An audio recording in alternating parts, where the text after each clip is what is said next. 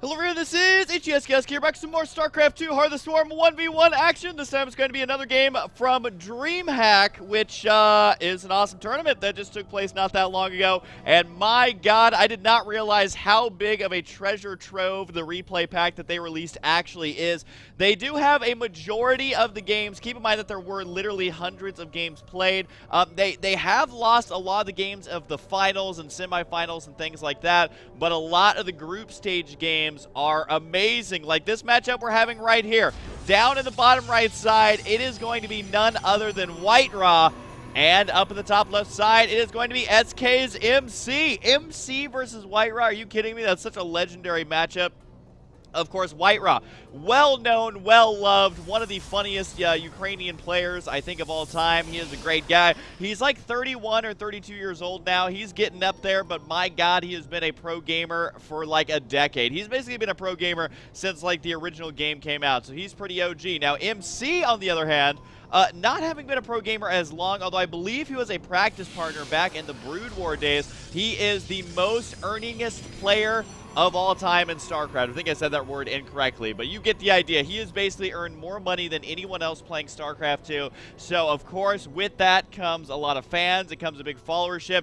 But also, I mean, not only based on his skills alone, but on his personality, he definitely deserves to have that many fans. I mean, he's the one who is wearing the Murloc outfit. I think in MLG, he did the Murloc dance. He does really smack-talky interviews in broken English. It's basically the greatest thing ever. So I really don't know who I even want to win. Normally when two players are playing, I can be like, you know what, I can get behind this player because he's from the United States. Or I can get behind this player because he's smack talk at one point. But both these players are just so hilarious and so nice and so good that I feel bad that one of them has to lose here today. But hey, it is for our own entertainment, and that is why StarCraft is such an entertaining sport, because there's lots of drama. There's lots of good players, and we just get to sit back and watch these nerd ballers duke it out. Now, right now, you can see MC has 2 probes on each gas, so a total of 4 probes there. WhiteRa actually opting just to go for the 3 probes and then a delayed gas. Got to be putting this probe right inside. He's going to be right there when the front doors open. And there is going to be, I believe, yep, another gateway here, and the cybernetics core got to be going down. So what is MC going to be going for? WhiteRa's already kind of showing his hand a little bit here by getting the 2 early gates. What you can do with this, get a lot of stalkers. You can put on a little bit of pressure with the mothership core. You can start denying proxy pylons in a 4-gate, something like that. Looks like the scouting timings are basically identical right now, so they will be spotting each other at around the same time. Now, WhiteRa is going to have a stalker out already, and this will be spotted by MC. MC is opting to go for the sentry, which I think his Zealot Sentry can actually prevent the probe from getting up that ramp. We'll just have to wait and see as this probe for MC. He is going to get this scout off, and WhiteRa, a little bit delayed there. That means that probe's going to scout everything, and I believe that this probe did not stand a chance. Yep, right there, the sentry able to get 1 kill. We'll take a look at WhiteRa's vision here. You can see that he only spotted those 2 units, although spotting a sentry there, that is a big tell for him, because the fact of the matter is that if there is a sentry that early, the chances for super high-tech, super early timed rushes and stuff like that are much lower. However, MC is going to be going for a Twilight Council. Does he decide to throw down the Dark Shrine? We are just going to have to wait and see. No, so he hasn't selected, though, so he's most likely going to go for Blink, and he does. So he is going to be going for Blink. He should have 2 more gateways, which, of course, he does as well. So basically 3-gate Blink. That's, you know, I may not know every build in the book, but 3-gate Blink is extremely common. It does look like right now that WhiteRa is going to be going for a Stargate instead of opting for any other tech, whether it's detection, anything like that, is instead going to be going for the Stargate. Ooh, a Robo as well. So it's got to be 2 gateway Stargate Robos. I'm kind of curious to see exactly how this pans out as this game gets underway right now. We do have the Stalkers on the way for MC. Now, I'm kind of curious, is WhiteRa going to be going for an Oracle? Is he going to be going for a Phoenix for scouting? Is he going to try and use a Void Ray mixed in with the army? I'm actually not sure what the best choice is right now, because normally you don't get a Robo right away. But we'll have to see exactly what WhiteRa has planned. His Stargate is now done. He is not supply blocked, so he can make whatever it is the hell that he wants. The probe somehow just slipping in here. WhiteRa's units are actually being aggressive here at the front, managing to kill off 1 Stalker, but did not expect WhiteRa to be that aggressive already. Units lost 3-2. Mothership Core might go down as well if WhiteRa's not careful. And, oh god, 14 HP right there. just about 1 or 2 shots away from getting taken out. So yeah, you can see right there, versus armored, 14 shots. Do Martian cores have armor? Yes, they do have 1 armor, so I think it would have survived that. But either way, takes out the probe right there. So WhiteRa's got to know that something is afoot.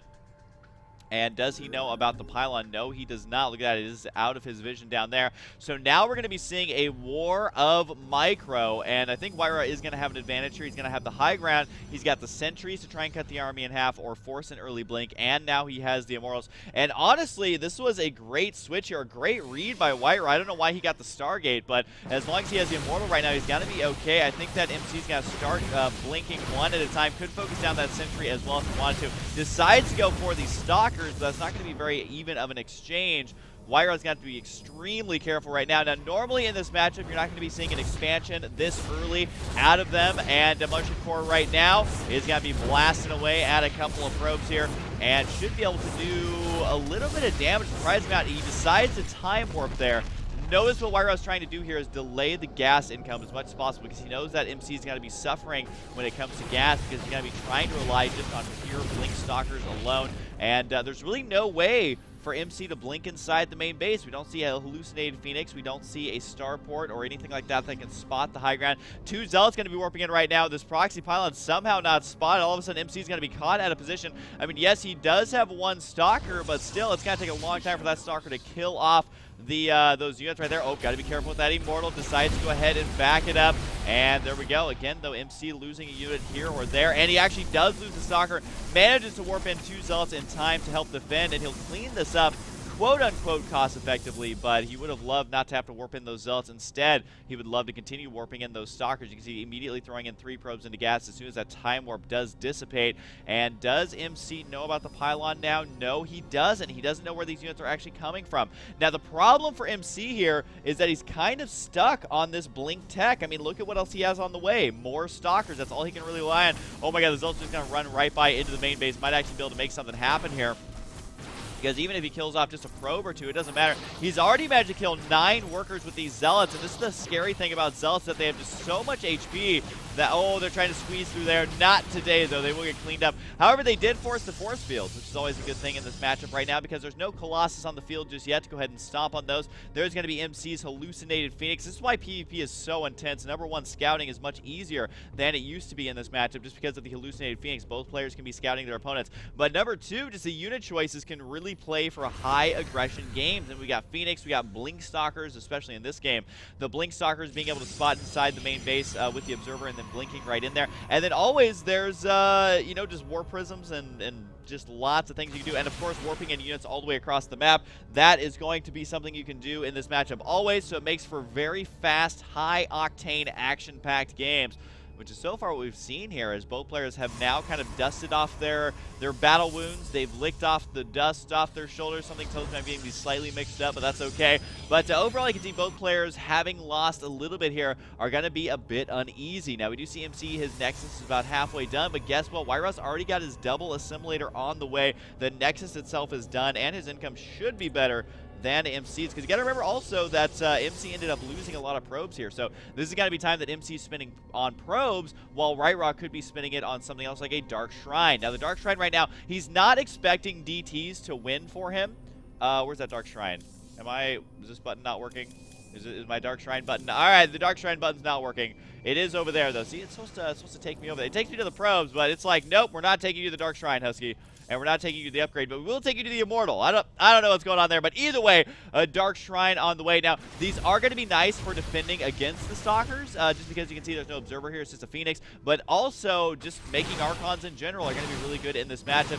2 Zealots try and warp in. They may get canceled, and they do. Ooh, that's going to actually delay the charge upgrade. That is a big deal. WhiteRa going to try to intercept right here. He does have a good angle. MC's got to be careful there. Ends up losing yet another Stalker, which has not really been worth it whatsoever. And it does look about, I mean, it's got to delay the Zealot leg upgrade, but it's not going to be that big of a deal for WhiteRa. I mean, it's still going to be done before he needs it. As I've mentioned many times before, as the race Protoss, is that getting your upgrades are not that important until you're ready to use them. So the reason I say that is because a lot of times people will dump Chrono Boost into, say, Zealot legs, for example.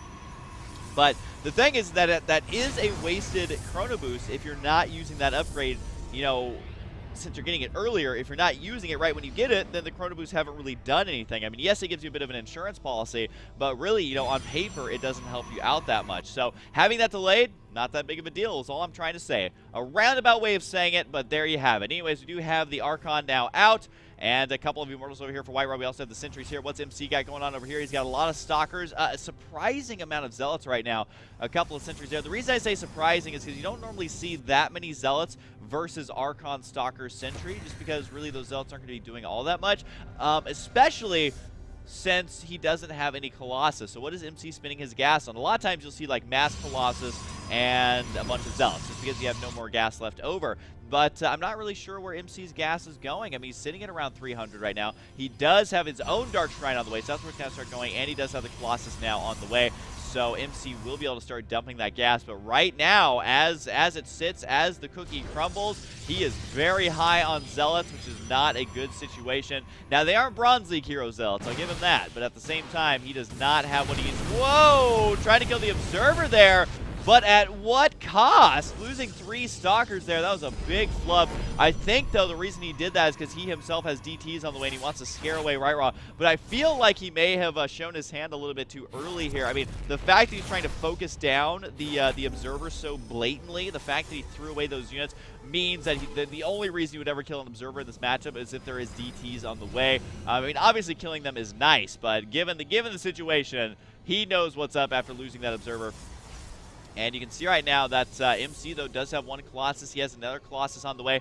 Now, really in this matchup, it used to be all about War of the Worlds, which basically means Colossus versus Colossus battles. But that is not the case, because they've changed Archons quite a bit, and just really a lot of the units here play out a lot differently. Although there is a DT in this army, got to be slicing down. Only doing 10 damage per shot, though, on the Immortal, so that's not going to be nearly enough, considering that he would prefer to be doing 45 damage to another unit here. But it does look at WhiteRa. He's just got to go for it. Photon Overcharge has been laying down. The Immortals is going to march right up the ramp. March of the Immortals right now. Can WhiteRa actually kill MC here? He kills off 1 Colossus. He's almost able to kill off the other one as well. The Zealot going to finish it off.